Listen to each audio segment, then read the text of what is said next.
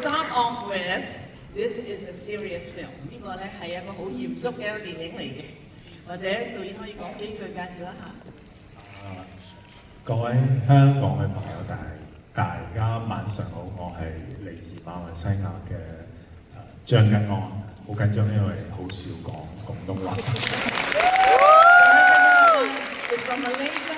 His Cantonese is very good, except he doesn't really speak it much. 按廣東話有啲潮州音，因為我喺屋企講潮州話。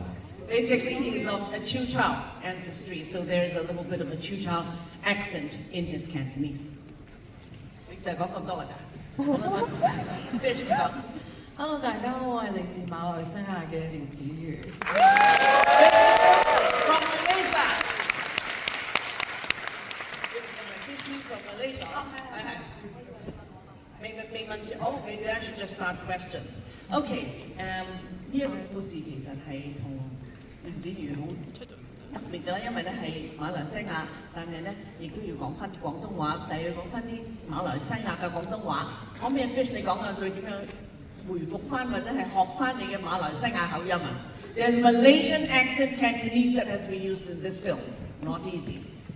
之前就一開始見到導演嘅時候，我諗佢都有啲緊張，因為我啲口音仲未轉翻過嚟，無論係我嘅廣東話也好，或者英文啊，或者係普通話、馬來文更加啦，即係所有嘅口音，即係口型啊，或者我嘅習慣上都仲未回復翻嚟，因為我早2年就不斷咁樣都係拍戲啦。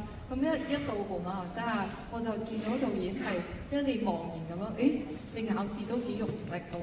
我見到佢嘅擔心寫咗喺塊面，所以我覺得劇組好好嘅，一早就提早飛我過去啦，俾我去實習下，可能我哋會去個戲英倉去了解下我哋喺個戲入邊所有嘅一啲日常嘅運作啊。又或者係我會趁住空閒嘅時間，除咗讀劇本之外，我會同啲工作人員傾偈，因為我想要 pick up 翻我啲馬來西亞嘅口音啦，同埋揾翻個我哋馬來西亞口音入邊特別之處，同埋我哋嘅節奏，我哋有屬於我哋嘅自己嘅節奏。你講咗咁多之後，我點翻譯咧？This is fantastic, and let me try.